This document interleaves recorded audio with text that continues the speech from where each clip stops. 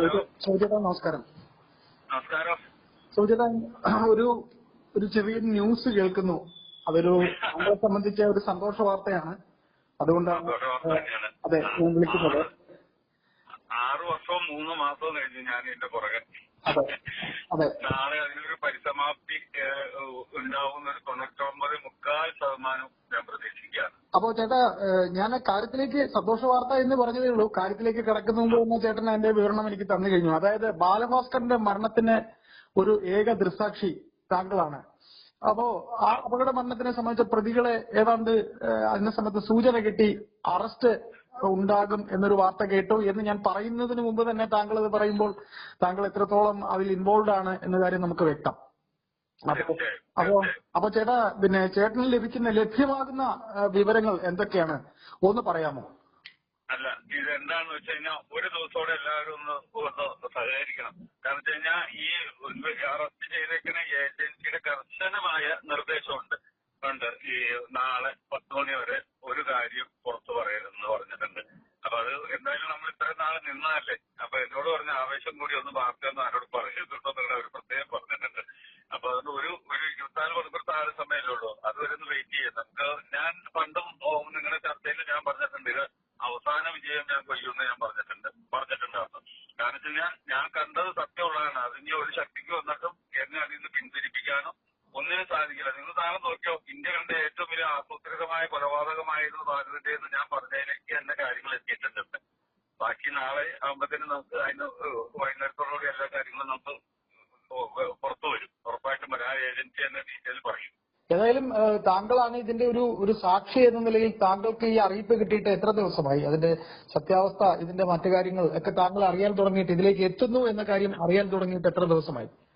ഒരു 3 ദിവസമായി കാണും. 3 ദിവസം. അപ്പൊ ഏജൻസിയുടെ പേര് താങ്കൾ പറയുന്നില്ല. എന്നായാലും ഇത് ഇപ്പൊ താങ്കൾ കിട്ടിയിരിക്കുന്ന ആ ഒരു വാർത്തയുടെ അടിസ്ഥാനത്തിൽ ഇതിൽ എത്തിയിരിക്കുന്നതിൽ, ഈ അന്വേഷണത്തിൽ എത്തിയിരിക്കുന്നതിൽ ഒരു തൃപ്തി താങ്കൾക്ക് തോന്നുന്നുണ്ടോ? ഇപ്പൊ ഇതുവരെ ഞാൻ സംസാരിക്കുന്ന സമയം വരെയുള്ള കാര്യത്തിൽ എനിക്ക് തൃപ്തി 100% തൃപ്തിയുണ്ട്, വിശ്വാസമുണ്ട്. അപ്പൊ ഇനിയൊക്കെ ഈ പറഞ്ഞ മാതിരി എന്താ നമ്മൾ പറയാന്ന് എനിക്കറിയില്ല. കാരണം വെച്ചാൽ എല്ലാ കാര്യങ്ങളും അപ്ഡേറ്റ് ആയിട്ട് നമ്മൾ കറക്റ്റ് ആക്കിയിട്ടുണ്ട്. കാര്യങ്ങളൊക്കെ എല്ലാവരും നമ്മളോടും കൃത്യമായിട്ട് കാര്യങ്ങൾ അവര് ഷെയർ ചെയ്തിട്ടുണ്ട്.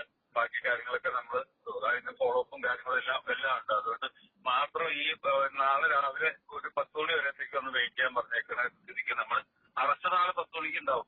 അതായിട്ട് നിന്നോ അത് കസ്റ്റഡിയിലാണ് എന്നൊരു വാർത്ത താങ്കൾക്ക് കിട്ടിയിട്ടുണ്ട്. അത് ഉറപ്പുമാണ് അല്ലെ? അത് ഉറപ്പാണ്. അതിനെക്കുറിച്ച് തിരിച്ചറിയലും കാര്യങ്ങളൊക്കെ നടത്തിയിട്ടുണ്ട്. അതെല്ലാം കറക്റ്റ് ചെയ്തിട്ടുണ്ട്. അത്രയും വരെ എത്തിച്ചിട്ടുണ്ട്. ഇനി ഒന്നും ഒരാളെ കൊണ്ട് ചെയ്യാവുന്ന എത്രയും അപ്പുറമുള്ള കാര്യങ്ങളൊക്കെ എല്ലാം ചെയ്തിട്ടുണ്ട്. ഞാൻ പറഞ്ഞില്ലേ, 6 വർഷവും 3 മാസവും കഴിഞ്ഞു. ഇപ്പൊ 3.5 മാസമായി ഈ കേസുമായിട്ട് നടക്കാൻ തുടങ്ങിയിട്ട്. ഒത്തിരി പീഡനങ്ങളും രണ്ടുമുണ്ട്. പീഡനങ്ങളും അനുഭവിച്ചിട്ടാണ് ഞാൻ ഇവിടെ വരെ നിന്നത്. അതിന് ഞാൻ അന്നും പറഞ്ഞാണ്, എത്ര കാലം നിൽക്കേണ്ട വന്നാലും ഞാൻ കണ്ട കാര്യങ്ങളിൽ നിന്ന് പുറകിലേക്ക് പോകില്ല എന്ന് ഞാൻ പറഞ്ഞിട്ടുണ്ട്. അപ്പോഴും ഇപ്പോഴും പറഞ്ഞിട്ടുണ്ട്. അപ്പൊ ഇതിനൊരു സത്യം എന്നുള്ള ഒരു സാധനം ഉള്ളതുകൊണ്ട് തന്നെയാണ് ഇത് വളരെ യാദൃശ്ചികമായിട്ടാണ് ഇങ്ങനെ ഒരു കയ്യിലേക്ക് ഈ കാര്യങ്ങൾ എത്തിയിരിക്കുന്നത്. ഇത് ശരിക്കും ഒരു ട്വിസ്റ്റ് തന്നെയാണ് അല്ലെ? ഒരു ട്വിസ്റ്റാണ്. ഒരിക്കലും പറ്റാത്തൊരു ടെസ്റ്റാണ്. അതിന് ആ ടെസ്റ്റിലേക്ക് നയിച്ച ഒരാൾ കൂടെയുണ്ട്. അത് ആ ടെസ്റ്റ് അയാളുടെ ടെസ്റ്റാണത്. ആ ടെസ്റ്റ് ഞാൻ നാളെ പറയാം. ആളെ തന്നെയാണ്. ഇപ്പൊ ഞാൻ പറഞ്ഞു കഴിഞ്ഞാൽ അതിന്റെ പുറകെ നിങ്ങൾ പോകും. അവരങ്ങനെ മറുപടി പറയില്ല. ഞാൻ ഒരു കാര്യം കൂടി ചോദിച്ച് നമുക്ക് ഈ സംഭാഷണം അവസാനിപ്പിക്കാം. ചേട്ടൻ ഈ അടുത്തിടെ വൻ വധഭീഷണി വരെ ഉണ്ടായിരുന്നു എന്നൊരു സംസാരവും നമുക്ക് അറിയാൻ കഴിഞ്ഞു. അത് ചേട്ടനോട് വിളിച്ച് ഞാൻ ഒരു വേള ചോദിക്കുകയും ചെയ്തിരുന്നു. അത് ശരിയാണോ? അല്ല, സംസാരത്തിന്റെ അല്ല, അത് ശരിക്കും ഉണ്ടായിക്കൊണ്ടിരുന്ന ഒരു സംഭവമാണ്. അതിന് നമുക്ക് ആവശ്യമായ സംരക്ഷണങ്ങൾ നമ്മുടെ സ്റ്റേറ്റിൽ നിന്ന് ലഭിക്കുന്നുമുണ്ട്. പിന്നെ അതിനകത്ത് നമുക്ക് വേറെ കാര്യം, നമ്മൾ പിന്നെ എപ്പോഴും ഭീഷണി ഉണ്ടെന്ന് പറഞ്ഞുകൊണ്ട് പേടിച്ചിരിക്കേണ്ട കാര്യമൊന്നുമില്ല. നമുക്ക് അങ്ങനെ പേടിച്ചിരുന്നിട്ടും എത്ര ദിവസം പേടിച്ചിരിക്കാൻ പറ്റും നമുക്ക്? ഏതായാലും താങ്കളുടെ താങ്കൾ ഇപ്പോ നമ്മോട് സംസാരിച്ചതുപോലെ തന്നെ താങ്കളെ ഒരുപാട് പീഡിപ്പിച്ചവരുണ്ട്. അപ്പോ ഇന്നൊരു സത്യം പുറത്തു വരുമെന്ന് എപ്പോഴെല്ലാം സംസാരിച്ചോ അപ്പോഴെല്ലാം താങ്കൾ പറഞ്ഞിട്ടുണ്ട്. താങ്കൾക്കൊപ്പം നമ്മളും സന്തോഷിക്കുന്നു. നമുക്ക് നാളെ 10 മണി വരെയോ അതോടൊപ്പം കേരളത്തിലെ എല്ലാ അതെ മാധ്യമങ്ങള് കറക്റ്റ് ഇപ്പൊ രണ്ടാമത്തെ ഈ അർജന്റ് അറസ്റ്റ് വന്നപ്പോ സാറ്റലൈറ്റ് വഴി മാറി നിന്നെങ്കിലും സോഷ്യൽ മീഡിയ സജീവമായിട്ട് കാര്യങ്ങൾ ചർച്ച ചെയ്തിരുന്നതാണ്. ചർച്ച ചെയ്യുന്നത്. അപ്പൊ സോഷ്യൽ മീഡിയക്കും സാക്ഷര ചാനലുകൾക്കും ഒക്കെ ഞാൻ പ്രത്യേകം നന്ദി പറയണം. ബാക്കി ഞാൻ നാട്ടിലില്ല. അപ്പൊ ഞാൻ ശനിയാഴ്ച നാളെ രാത്രി തിരിച്ചെത്തുള്ളൂ. ശനിയാഴ്ച ഒരു പത്രസമ്മേളനം അങ്ങനെ എന്തെങ്കിലും ഒരു കാര്യത്തിലേക്ക് ഞങ്ങൾ നോക്കുന്നുണ്ട്. അതിനെക്കുറിച്ച് ഞാൻ ഇടയ്ക്ക് അപ്ഡേറ്റ് ചെയ്തോളാം കേട്ടോ. ഏതായാലും നന്ദി.